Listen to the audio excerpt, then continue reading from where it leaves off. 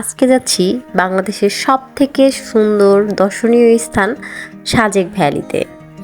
সাজেক ভ্যালিতে আমরা কিভাবে গেলাম সেটাই আজকের ভিডিওতে শেয়ার করব। আসসালামু আলাইকুম এভরিওয়ান, আশা করি সবাই ভালো আছেন। আল্লাহর রহমতে আমরাও অনেক ভালো আছি। আমাদের বাস ছিল 10টার সময়, তো আমরাও 8:30-9টার দিকে বের হয়ে পড়েছি বাসা থেকে। বাসার সামনে থেকেই আমরা সিএনজি নিব। সিএনজিতে উঠে পড়েছি। আমাদের গন্তব্য হচ্ছে কল্যাণপুর থেকে আমরা বাসে উঠব। যখন আমার বিয়ে হয় তখন করোনা ছিল, সেজন্য আমাকে কোথাও ঘুরতে নিয়ে যায় নাই। তারপরের বছর ফারিন চলে আসছে, তো সেই জন্য আর ঘুরতে যাওয়া হয় নাই। তারপর ফারিন ছোট ছিল, সেই জন্য ওর বাবা বলতো যে একটু বড় হোক, একটু হাঁটতে শিখুক, তারপরে ঘুরতে যাব। এই করতে করতে এই যে দেখেন প্রায় 4 বছর পর এখন আমরা ঘুরতে যাচ্ছি। তো আলহামদুলিল্লাহ, এই যে আমরা বাসে উঠে পড়েছিলাম। আমাদের বাস আবার ব্রেক দিয়েছে ফকিরাপুর। তো ফারিন চকলেট খাবে, তাই ওর বাবা ওকে চকলেট ছিঁড়ে দিচ্ছে, আর আমি বললাম আমাকে একটু চা খাওয়াও। আমি ভাবতেও পারি নাই যে এত শীত পড়বে। শুনে শীতের পোশাকগুলো নিয়েছিলাম ভালো করে। তো এই তো আমাদের গাড়ি এখন ফকিরাপুর থেকে ছেড়ে যাবে, তাই আমরা বাসে উঠে পড়তেছি। আর আমাদের সাথে যাবে আমার কাজিন সাজন ভাইয়ার ওয়াইফ। তো একসাথে যাব ভাবতে অনেক মজা লাগতেছে। তো আমাদের ট্রিপটা ছিল 2 দিন 1 রাতের। তো আমাদের জন্য অনেক টাফ হয়ে যাচ্ছিল, তাও ভাইয়া ছুটি ম্যানেজ করতে পারে নাই, সেই জন্য আর কি। এই তো ভাইয়া উঠে পড়ছে। এই তো আমরা হাই হ্যালো করে যে যার সিটে বসে পড়লাম। বসে পড়ে আমাদের সিটটা ছিল সামনে পিছনে। আশা করা যাচ্ছে জার্নিটা আমাদের ভালো হবে। এত সুন্দর আবহাওয়া ছিল, ঠান্ডা ঠান্ডা, তো ভালো লাগছিল। তো আমাদের এখন মেঘনা নদী পার হচ্ছে। এই যে ট্রোল মেঘনা নদীর, অন্ধকারে তেমন কিছুই দেখা যাচ্ছিল না। আর আমি আর ভাবি এই যে এই ফাঁকা জায়গাটা দিয়ে গল্প করছিলাম। মজাই লাগছিল, ট্যুরটা অনেক এনজয়েবল ছিল। আমি বলবো এখন যারা যাবেন তারা অবশ্যই শীতের পোশাক একদম সুন্দর করে নিয়ে যাবেন। আমি ভাবছিলাম ফারিন ট্যুরে অনেক কান্নাকাটি করবে, কিন্তু মাশাআল্লাহ আমার মেয়েটা খুবই এনজয় করতেছে। তো আমাদের এখানে কুমিল্লাতে নামাইছে, একটু ব্রেক দিয়েছে খাওয়ার জন্য হোটেল নূরজাহানে। আমরা রাতে ডিনার করে আসছি, সেই জন্য এখানে আর আমরা খাবো না, আমরা একটু নাস্তা করব শুধু। তো আমরা সবাই এই যে বাস থেকে নেমে পড়েছি। নেমে এখন আমরা একটু রেস্টুরেন্টের ভিতরে ঢুকলাম যে কেমন দেখার জন্য। তো এই তো দেখেন ওদের রেস্টুরেন্ট এখন মনে হয় অনেক রাশ চলতেছে। ওদের বাইরেটা আমার এত ভালো লাগছে, দেখেন কত সুন্দর গাছ করে লাইটিং করে দিছে। আর এদিকে ছিল চা, অনেক ধরনের দোকানই ছিল। কাপড় চোপড়ের দোকানও ওইদিকে ছিল, ওইদিকে যাই নাই, অনেক ঠান্ডা পড়ছিল, সেজন্য কোথাও হাঁটাহাঁটি করতে ইচ্ছা করছিল না। আর এখানে অনেক রকমের চাই আপনি খেতে পারবেন, আপনার যেই রকমের ইচ্ছা। তো আমরা রং চা অর্ডার দিয়েছিলাম। রং চাটার প্রাইস ছিল 20 টাকা। দেখেন কিভাবে বানাই দিচ্ছে, সেই জন্য ভিডিওটা করলাম যে কিভাবে ওরা রং চাটা বানাই দিচ্ছে, যে 20 টাকা দাম নিয়েছে। তো আমাদের রং চাটা কমপ্লিট, এখন খাবো। চাটা কিন্তু ভালোই লাগছিল। আর আমরা এদিকে একটু ছবি তুলছিলাম সবাই মিলে ফারিনকে নিয়ে। ফারিনই তো ছিল আমাদের যাত্রাপথের মধ্যমণি। আর ভাইয়া হচ্ছে ওইদিকে যাচ্ছিল ওইদিকে দেখার জন্য যে ওইদিকে কি কি আছে। আমাদের আর যাইতে মন চাচ্ছিল না।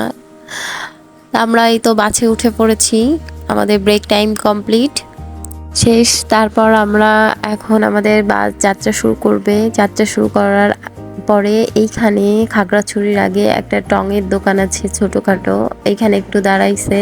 বাসওয়ালা বললো যে আমরা যদি এখনই রওনা দিই তাহলে আমরা অনেক সকালে পৌঁছায় যাব, তো তার চেয়েও আপনারা এখানে একটু চাটা খান। তো সেই জন্য সবাই মিলে নেমে একটু চাটা খাইলাম। তারপর আমরা পৌঁছাই গেছি খাগড়াছড়ি।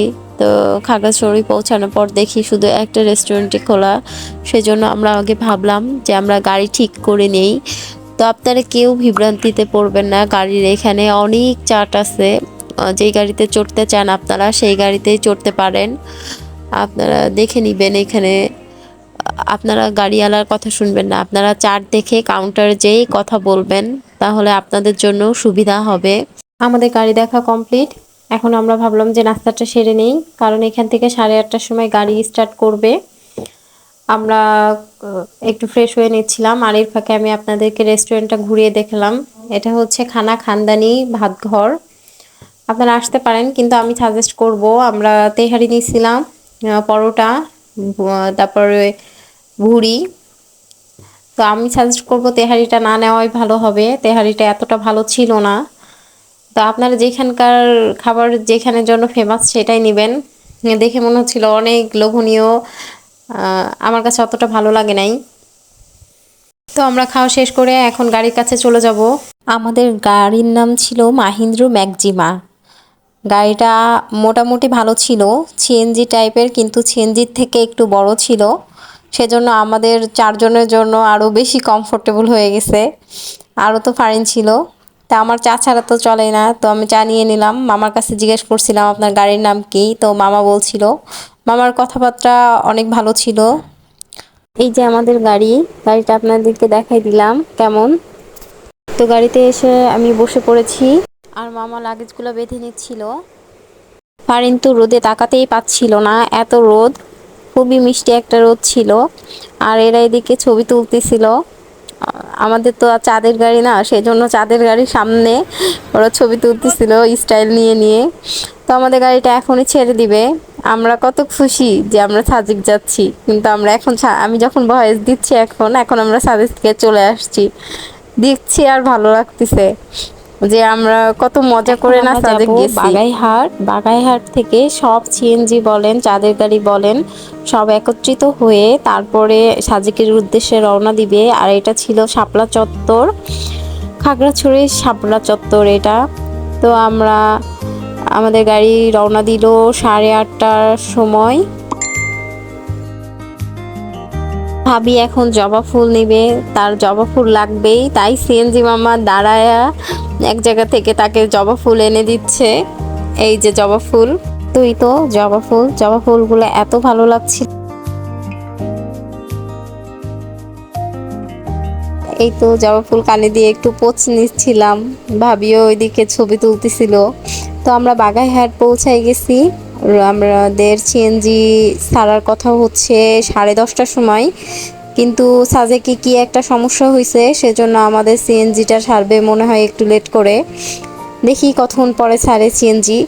তো আমরা ঘুরে বেড়াচ্ছিলাম সেজন্য, আর দেখছিলাম বাইরে কি কি আছে এখানে। এটা আর্মি ক্যাম্প ছিল। তো আমি আর আমার জামাই মনে করলাম যে কিছু খেয়ে নিই, তো হচ্ছে বাসায় চা নিল আর আমি কফি নিলাম। মোটামুটি মজা ছিল চা আর কফিটা। তো আমরা ভাবলাম যে একটু ওদিক থেকেও ঘুরে আসি। এইদিকে পাহাড়ি ফলমূল ছিল।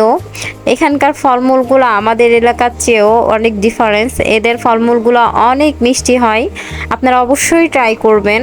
তো ওই তো আমাদের গাড়ি সাজেকের উদ্দেশ্যে 11:30টার পরে রওনা দিল। দেখা যাক কখন যে পৌঁছায়।